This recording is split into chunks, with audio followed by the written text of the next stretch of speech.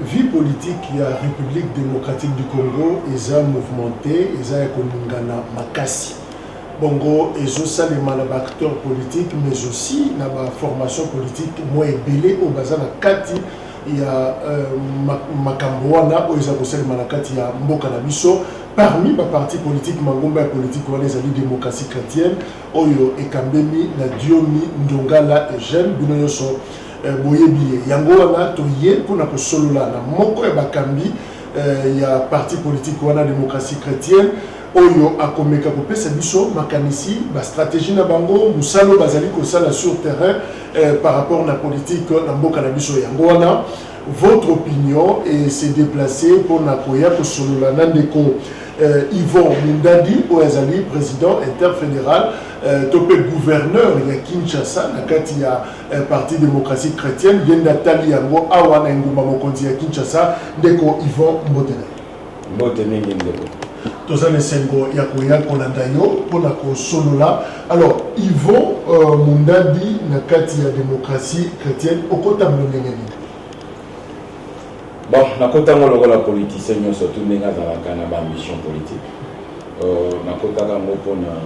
esengo ya komeka komema mboka na ngai na esika oyo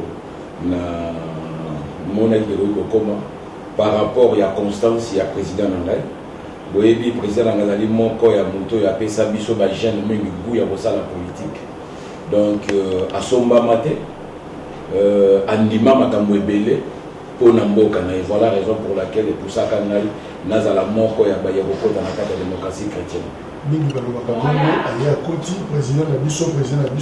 na moko les ali pas quoi kopesa mo mokongo akenda ye malobe kobongo na te yo komisi président za la constance bongo yo moko oza la constance na lutte o ya démocratie chrétienne. Mais ce que zalaka ndenge na te po oyebi bato ebele bamesana koloba na bango na koloba avant nazala na démocratie chrétienne eza na bato ebele bazolanda biso par rapport au bamongi oza na démocratie chrétienne mais tomipesi mpa na bango te parce que vision na biso eza nano makambo bato mosusu bakanisaka te parce que na kati ya politique toyaki yango mpona misolo te toyaki yango mpona mituka te toyaki yango mpona bandako te toyaki yango premièrement mpona kosoutenir vision ya bakonzi neti mokonzi na biso azalaki liboso oyo a sacrifié ba émolument na yé na tina ya ko soutenir vision azalaki na posa mbongo aki na posa makambo bele yé parce que asundo lango mais pour ada la tâcher na idéologie ya fait Etienne ndenge moko pena biso soki eza pona kolanda makambo so mais de solo démocratie chrétienne to wana posa ngote yo pesi confiance na Dieu Ndongala pour la constance na yé pas pesi yo confiance le la moi jeu à ping pong a confié pratiquement Kinshasa na Italie démocratie chrétienne il y a mon ami pareil mais oyebi pour na mutu ko confier mutu poste moko oyo eza un peu louable ozambe konaye pour tout le monde non nazambe konaye kasi ozanani pareil naza ndeko na ye te parce que nga naza moto kasai nga komona nga Yvon Mundadi naza kasai naza mokongo te donc epai na démocratie chrétienne makambo ezalaka te ya mwana kasi te mais à trouver quelque chose na kati na ngai oyo amonaki naza capable de défendre la démocratie chrétienne. Mais aux responsabilité na kati ya parti moko oyo bozala bokonzi te bozala moto na gouvernement te toyebi ke parti soki bozala moto na gouvernement te en tout cas ezala mokauki wana désert elongo na Israël na kati ya désert yo moni parti ya malamu oyo okota nde parti ya mpiaka nde place yoki. Je vous dis que les partis en pierre gâté. Oyebi époque ezalaka na makambo na yango. Oyebi eloko lobi wana na yebi ke na kati ya démocratie chrétienne to wana député nationalité to wana député provincial to wana ba sénateur et to zappé na ba mandataire te voilà raison pour laquelle bisika bikao et za bisika ko kaokate nzamba yebi pourquoi biso to se sika wana parce que biso nde muntu tozoa kotondisa tozoa combler la vie d'union surtout ya bato bazate wana eza bisika kokauka eza kutu bisika moko ya malamu ya kovanda oyebi bisika oyo bato wana batondi tondi ozomona badésordre eza kuna te bazolukana or biso tozobanda makambo moko ya sika lisusu donc biso mutu tokotondisa bakiti wana parti mosusu ezalaki kokende te na moyen ntango bakombo eza te parti présidentiel ya kala mpe ezalaki baparti mosusu minene ezalaki okendaki te to basollicitaki yo te yo préféré na yo démocratie chrétienne? Non, certes nakoyebi so likambo moko vision na ngai eza vision baparti mosusu wana te parce que makambo ebele oyo elekaka na kati ya baparti wana esepelisaka ngai te. Nakoyebi so ya solo eza kotuta tolo te ti lelo eza na bato bazolanda ngai, eza na bato bazolinga tokende mingi basala kutu badémarche ebele mais ezalaki vision na ngai te. Nasepelaki kozala na démocratie chrétienne. Voilà raison pour laquelle ozomona ampleur nini mpe moto ni démocratie chrétienne ezozala nango. Voilà raison pour laquelle son excellence Eugène Diomine Ndongala apesaki nga confiaki ngai poste ya kozala président interfédéral ya démocratie chrétienne mpo ayebaki ke na kati na nga eya na makambo ebele. Je vous promets na mikolo koya okomona nde démocratie chrétienne ekokoma lisusu. Diomine Ndongala azalaki na prison, abimi na prison, ye monoko Tshisekedi koloba te na monoko na ye azokosoutenir ye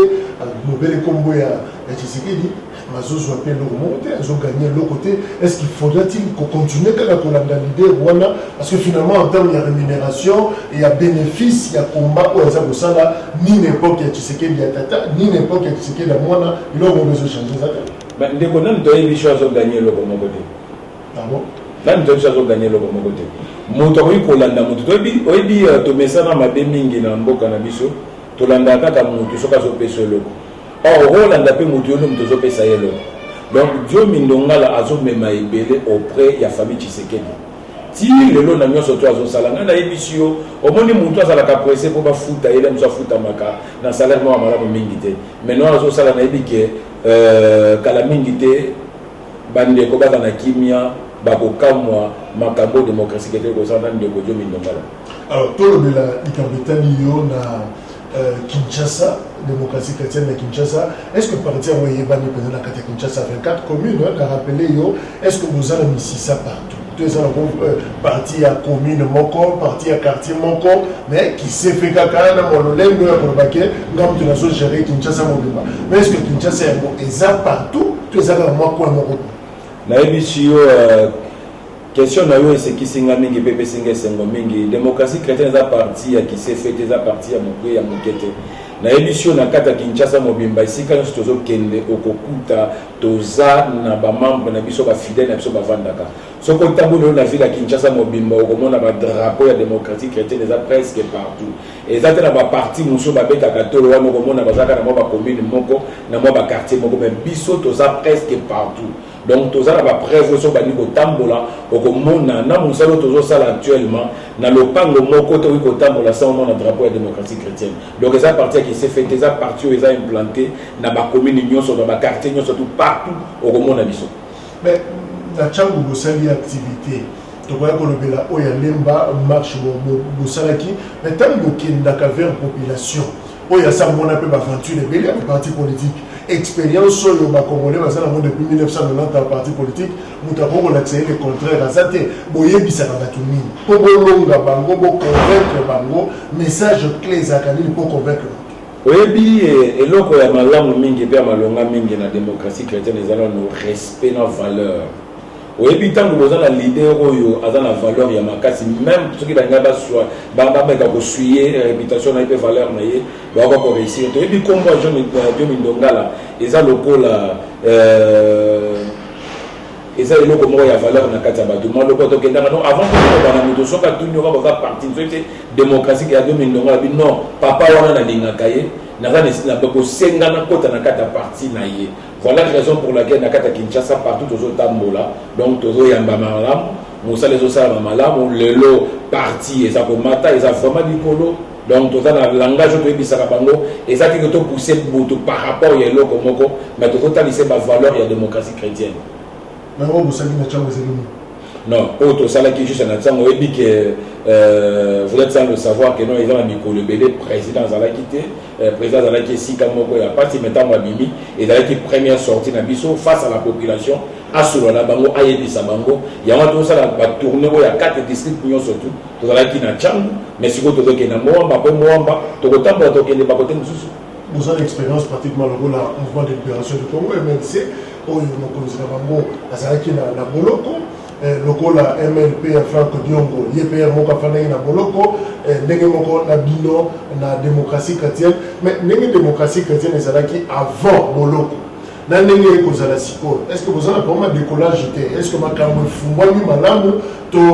makambo comme le rôle à kilo? Na ebisio to za na problème à décollage était. D'ailleurs moi pour makambo zo qui na péténion surtout na ebi que sur le terrain lokola yo za bopandisa ngo ebi na za na masolo zo yo ka déjà makambo zo kende malamu mingi to na problème à décollage était. Au contraire pour tout ça ka likolo makambo zo kende malamu ya koleka. Donc ndeko Yvon koloba bongo est-ce que vous avez la penda solo parce que toujours après ma solo politicien ou élection anticipée bon admettons que tout ça une élection anticipée les lots là pourquoi ou tout lobby élection et ça pour salema vous assurez que démocratie chrétienne est chef de quartier ou tout chef de rue à Romona oui à Romona na rassuré à Romona na eza misalo toujours ça là déjà est-ce que tu vas dire pas batokandi ma côté toujours la pongité to mekaki déjà pour réveiller déjà bato na biso to meko sensibiliser bango to meko yebisa bango et si camion surtout d'ailleurs na kata ville à Kinshasa na boyebi sur solo to na cartographie à ville à Kinshasa tozo kende bisika musu bandeko musu ba kendaka te oyebi biso na démocratie kate loka balongeza nini toza na politique ya démagogie te ya okende ko rassurer bato to kende ko bisa bato makambo boza na mote to kendaka na bosolo pas na biso la vérité na justice toyebi koloba vérité koyebisa motu vérité ntango ozoya pana biso tala eloko eza boye eza eloko boye tobandi esika boye tokoma esika boye fo ozala boye fo tambola boye tokoyebaka motu teke non lobi tokopesa yo intel lobi tokosala likambo makambo oyo oyo lobi koyobetisa biso mabaku te tozokende na vérité na monoko tozokoyebisa bato voilà raison pour laquelle tokotaki na mapango nyonso tokotaki na bandako nyonso tokotaki na bakartier nyonso tout mpona kosensibiliser koyebisa bato ke toza sur le terrain démocratie chrétienne eza ya kolala te eza mpe na défaut ya décollage te hors démocratie chrétienne eza likolo batanga baparti de masse batanga mpe bino mais bien sûr que oui todemontre yango déjà voilà la raison pour laquelle pendant que tozosola na koinvite lisusu soki ntango ekozala yaka le 28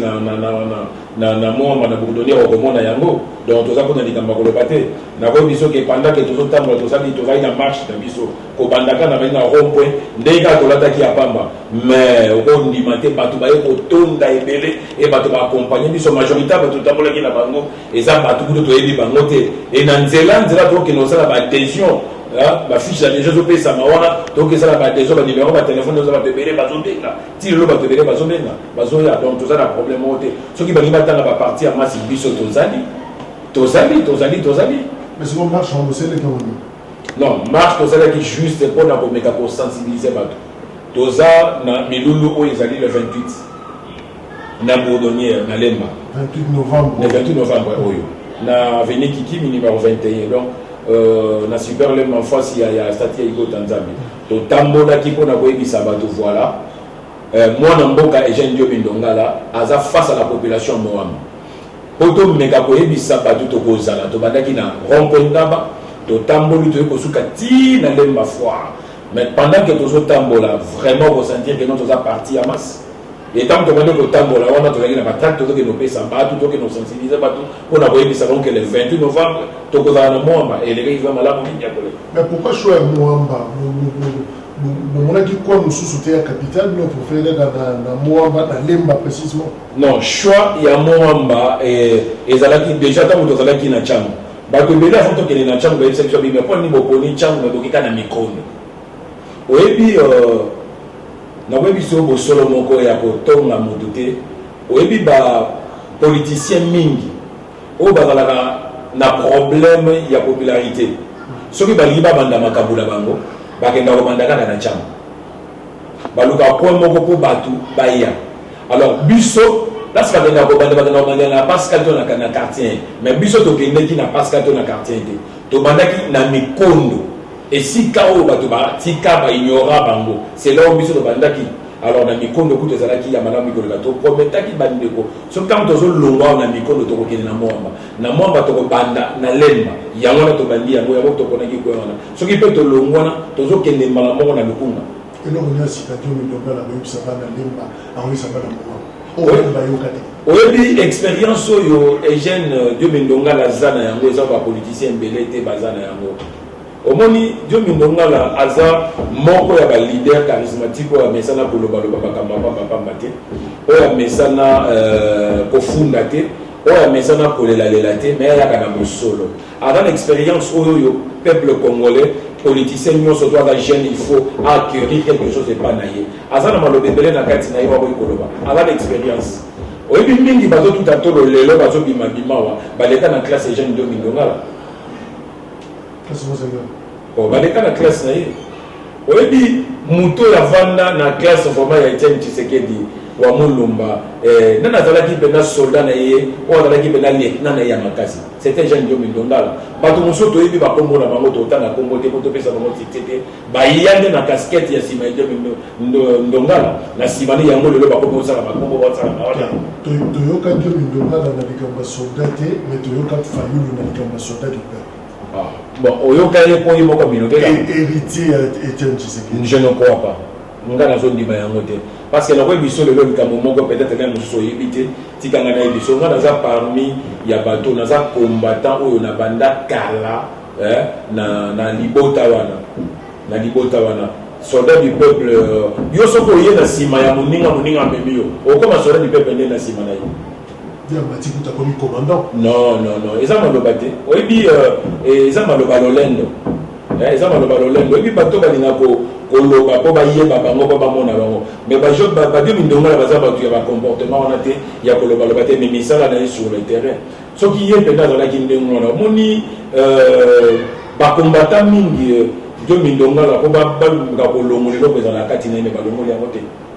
donc nga nayebi soki moto alobaka ndenge wana eza bosolo te biso toyebi verité atuta tolo na ye totikeli ete aloba na ye yango wana sur le terrain ezomonana déjà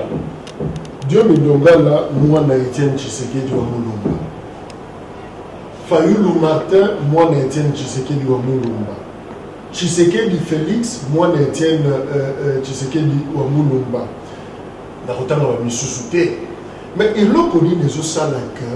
bana ya Etienne Tshisekedi apparemment baza na problème ya koyokana baza incapable de se mettre ensemble pendant que bazo tout à tolo baza na koko moko bauti na nzete moko mais bazo kwa kufanda esika moko te dio mindongala toyebi aza moto ya linga kosangisa bato tomonaki na makambo esalamaki ya de monde entier yawa mais comment azozala incapable ya kosangisa bana nyonso Etienne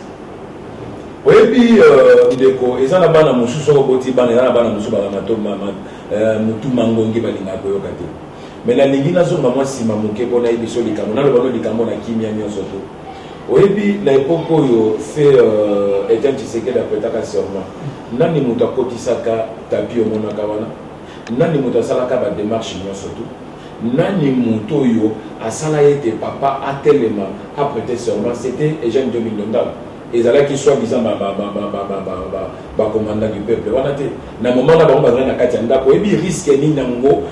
Eugène Dio Mindongala azwaka mpona kokota ti kokoma na kotya tapi komema mesa kosala nyonso tu mpo papa prêter serment eza makambo tolobaka mo mingi te eza eloko bango basalaki te oyebi na kati ya ndako wana ezalaka yango bakande ya Dio Mindongala epa Kabila balongola ye mosala non mais même soki balongolaki ye mosala mais mpona kosala likambo ye balongolaki ye mosala te bayebaki vérité nini ezalaki kati na ye parce que babandaki kobanga déjà eloko ezalaka kati na ye voilà raison pour laquelle yango moni makambo nyonso tana nde memelaki akende siko akoki kokoma mais nalingi nayebi so likambo moko oyebi okozala baninga ebele mais baninga mosusu bayaka na intérêt eya na bana mosusu bayaka na kati ya famille Tshisekedi mpo na intérêt mpo bayebana mais Dio Mindongala ayaka na kati ya famille na po ayebana te mpo na intérêt moko te ayaka po asala voilà raison pour laquelle ti lelo aza attaché na président Félix soki otali na kati ya histoire omonake bato basacrifie baémoliment na bango bazalaka mibale eza Dio Mindongala na Félix le président actuel donc mpo na nini bango bao mosala balobakelo bana basoldat du peuple na 2011 bapekisaki bato yaye basiége mais ye atosaki mais ndeko na mosu atotaka tolo wana mpona nini atosaka te soki azali pena mwana Etienne Tshisekedi il falaki atosa tikala kotosa yango te akosa akei donc azalaka na posa misolo na ye aki na eloko abandeki koluka lelo président Eugène Dio Mindongala aza rassembleur akorassembler bato bayokaka bato baza na kobikitisa mais eza na bana mosusu bakoma mayele koleka ti na bapapa na bango na bato bameki bango voilà raison laquelle nzela na bango ezokende mpe balameki te est ce que asi asali pa mpona kokende koluka bana ya tata na ye to ye bazobanga popularité ya bato nayeke soki bakoti na kati ya masuwa Dio Mindongala disparaître akofinana parce que omonana te Mais certes, on a posé question, est-ce que vraiment on a populaire? Par rapport à quoi? Baza populaire. Oui, puis Moutoyo, par le baza populaire, il faut le gros dans le quartier au Vanda. Or, ça, le gros, ça la marche pour que nous managons na tcham. Oui, madame, c'est ce qui s'est dit. Ce que ça populaire dans le quartier, et si vous avez et si vous bimez là. Mais il faut que il faut que dans le quartier, au lieu de mettre ça pour cause bango, au mettre ça pour le bango, au lieu de mettre ça pour le bango, balanda yo, pour la populaire, mais on a besoin sur le terrain, nous devons travailler. Nous sommes dans populaire, nous sommes dans il y a tombo la bangote. La démarche pour ça, ceux qui montent à ça accès. Mais tant que nous avons comme dans un licolo, les canards bateaux, qui ça c'est que tout petit cahier, tout qui monte là. Parce que la question de la comme les sika moko érosion, tout les boulots moko ça la gani bosso kuna. So moi invite que négocier. Il y a un personne qui est moqué négocier par rapport à ma connaissance, n'a pas monde qui va l'équipe bateau même pas on là. Mais ce que l'actualité s'appelle ma sauvé sous ça la consultation. Il y a mon Konzamboka. Est-ce que la limba kuna la moamba pour mettre la paix bateau masolo parce que Dieu me l'a tout le monde qui est à côté de Félix Tshisekedi. Est-ce que bana limba bana moamba peut pas koko ba tchama on attend de makino ba lobaka ba y batama masolo zani makanisi zani. Mais certes et là on a des pétos qui étaient là na moamba. Oui, consultation est touchée presque ma couche, mais ma couche nous sommes à gros commenter.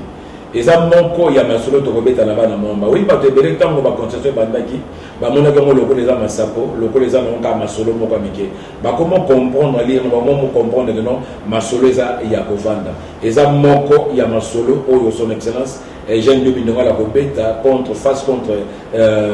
population il y a mon ba ko ebisa bango bosenga mo konzambo kezanini et là on a zo lukana kata consultation oyebi mingi ba donc quand na kata consultation et ça ka présent fois ya ko débaucher alors que présent le bique non ana posa ko débaucher ba tant batika la place na bango mais ça na posa il y a les solo ya ko conscientiser partout bailler ba valeur bailler ba les solo ya ko sanga na paix ya ko décoller ensemble na ba décoller surtout et ça moko il y a ma solo to sur la population ya moi. Mais président de débaucher parce que ma collaborateur au bassin tout autour de le président Diomi va quitter pour aider pour la majorité on a peut-être il y a moins comme le excuse moi moyen notre débaucher la bisoté pour nous regarder ni ma solo c'est ça donc va fonctionner de n'est pas fonctionner. Non mais pour pousser bisoté to ba noko ta déjà na carte ya ba carte na ma solo présence au salon. Ngana ibisi na comprendre ba tebele ba zo banga ma solo wana.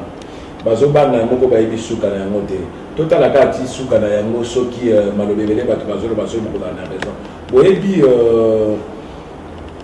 son excellence Félix Antoine Tshisekedi Tshilombo c'est un grand stratège boyebi diplomatie ya banyango tango bato mosusu bazobetana na masolo ya malonga te na bango donc nayebi siyo ke na kati ya masolo yo na émission que notre président Azaf Mamologi Bogomon a dit le moko et ça ma solo to bana koloba loba te na Bogomon na sima nango bokopé ça est toujours raison. Maloni pour la meeting aérien. Non loin de là. Avion mi balé les gars. Et là qui va jouer mi balé parce que na il 4 avions. Oui puis va te bele baso comprendre le meeting na réalité. Et ça la 25 avions té et ça la 30 té et dans les sous des appareils bien 4 appareils. Et lui kolobali nango et dans la juste signal moko fort pour na kolobate non relation moko to likambo moko boza na katamba to bele bazo banga ko nani et on a juste meeting na ko bi mape on a so na di meeting na rien ni kolobali bato bele bazo comprendre nango te bazo banga o avion tel biso to so banga to sala ka boy et là on a so comprendre te et pas bande ko mosusu pourquoi chef de l'état so ka salika likambo moko il faut bato baza la ka pour interpréter bato ba tweeter ka pamba. Donc, et là, comment on s'est battu à moi pourquoi tu fais ça dans mon passé? Tout va bien, on peut léguer la Kindi. Et ça, c'est le mirage, on a tout le monde à l'époque à Mobutu. C'est les caca là dans tous les cols. C'est comme si on a sous les légués en bas. Il y a le mec qui 4 peut-être que tu sois dans l'état. Mais ça, tu sais, les gars qui ont fait comme on a souka, donc il y a mon moko. Mais il est quel ligne dans le moment où il y a dans la souka. Oui, mais il y a un signal moko fort. Il faut la politique d'intimidation. Non, bah intimider Moutouté, mais là, un signal. Tu as signalé dans le commun que non, meeting, on est salami, pas bangaté, et là, juste le langage, on a voyé que ça a réveillé encore force aérienne, Nabiso, Bassa, la Moussa, la Maman, collaboration, la bande de commun. pourquoi bango babangi meeting aérienne wana?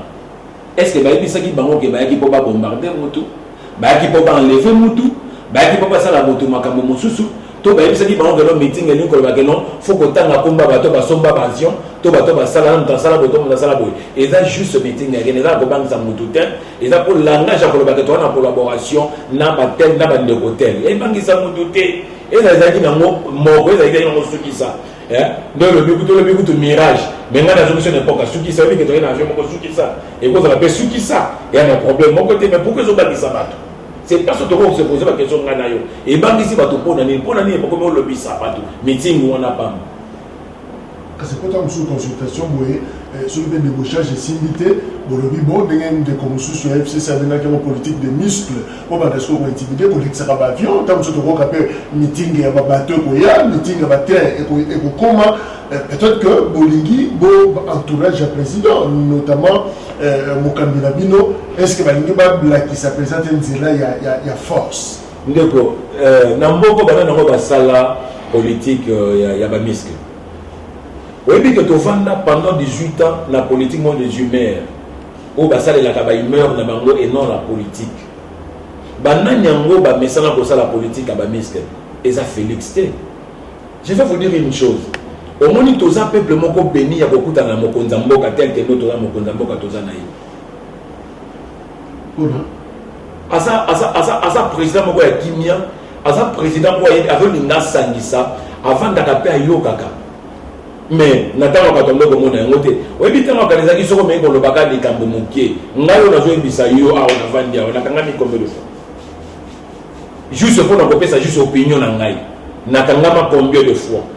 ba levanga combien de fois juste pour na opinion que loko boiza ngala mo mingi te mais lelo ezande ngona te batika oyebi de connaître biso likambo moko d'emblée dans tozo solo là il faut monto ba bape ko sala lecture et attendre. Et logo mon côté na mokili etikala éternel. Et logo ne logo ezalaka na tango na yango. Nazo continue ko ebisa bandeko. Oyebi nzambe na kibonzambe ne asala manque et na saison na yango. Safu peza na saison na yango. Orange peza na saison na yango. Soki yo ozaki na saison ya likala kongi. Maintenant ko mi saison ya pomme fanda petit. Époque n'est pas présent na makambo na. On a conseil bozo que sa président et l'ingolo bani siko dans le but kaza likala konki mais époque akabili sili yo muto lo biango ponga na lo biango tenga lo bi eloko na yo na saison na yango mais effectivement na saison na yesi mais saison na likaseba ndeko metango tozo tala makambo to ke notala oyebi soki boko mosala likambo nyonso to avant bosala yango il faut y bana po ebeba bino mo fo bana kobitu na ma question oyebi soki commencer la politique à forcer eza malamu mingi te na lingi na kene no mo moke na kata lisese moko oyebi David azalaki na kata zamba aki mona moko azalaki rejeté mais pendant qu'il y a azalaki rejeté na kata sobe o papa na ye moko bande ko yeba yete mais nzambe no la bande ko préparer déjà moto oyebi po David a kokota na kita ki bokondi esalaki bambula boni po savula lono oyebi Saoul a soki mutu makasi ya kosala nyonso tu a éliminer David mais suka na yango asambwaki oyebi muntu oyo aza muntu aza na ba valeur moko ya ba chrétien na kati na ye asala ka lecture attends so sala lecture mo te makambo na ko mo sanzo ke mala mingi te tika na pete oyebi na vie eloko leki tika ezate ex-président za danger eloko leki tika ezate ex-président za danger pana Tshisekedi non ngana ko baza danger te pour Saoul na David na lobi na ko baza kaza danger pour RDC za royaume na yete oye faut régner faut bana koloba faut bana dicter faut bana kosala nyonso tout non eza royaume na yete eza na muto yo azali kolo ba tous ezali nzambe so ezali époque ya Félix Batika sala mosala ki nyonso tout voilà deko Ivo Mundabi dolingi to tika yo alors ozana rendez-vous na bana ya Moamba plus précisément dans Lemba ainsi que vous avez na programme na bino na suka ya Sanzao message bongo pesa bango ezanini topé appel ezanini par rapport na programme wa oyebi ndeko nakoki kozwa maloba te esika ya mokonzi na ngai son excellence Eugène Ndomi Ndongala ye moto aza na maloba oyo ayebi ya koloba nini na kati ya population ya Moamba mais ngai lokola moko ya bagouverneur ya ville ya Kinshasa ngai naza gouverneur ya ville ya Kinshasa, ngai mutu nazotala makambo nyonso ya ville ya Kinshasa, nazobenga bango non na démocratie chrétienne, oui, nazobenga bango baya. Le message eza na kati ya son excellence Eugène Domindonga la koyebisa bango, mais nga na wi kozwa maloba na ye te na banda koloba bango boye, parce que tonga na koloba na koloba ye aza na mosusu, mais nabengi bango baya aza na masolo malamu, aza na maloba malamu mpona koyebisa bango bazanga te koyeba biso tozali balie ya UDPS. Donc biso tozo soutenir vision nyonso tu ya chef de l'État, biso tozali pembeni na ye mpona koexécuter ordre na maloba na ye. Voilà la raison pour laquelle il y a un message sur précieux et au départ à Mokondiamboka. Le 28 novembre, à 14h déjà de Gozalawana, dans la salle bourdonnière qui cumule numéro 21, ça passe à Kobongate, Baya Bakokuta Biso. Donc nous saluons les cas malades, Bakokuta Bandekognon, surtout invité par Gozalawana et pour les camarades Monindia. Voilà, Ndeko Ivo Mondadi, merci. Ndenge Ondimi. Koyamba équipe à votre opinion la canal Kin Télévision et tous les 5 ans les tout sauver na yo makambele au pesi makanisi na yo na o etali marche ya mboka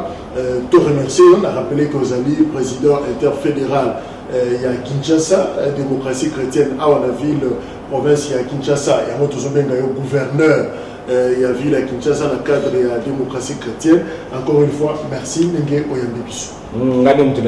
Merci. C'est le qui a merci Mingi, vraiment la présence d'Abino. Nous avons accepté de coller dans la malasou de tout le monde. Merci également la présidente Diomé Dongala, la secrétaire générale de la démocratie chrétienne, le porte-parole, il y a parti. On a confiance et collaboration au Tosa Nayango. Et voilà, merci également Nabino pour la fidélité. L'émission est disponible sur la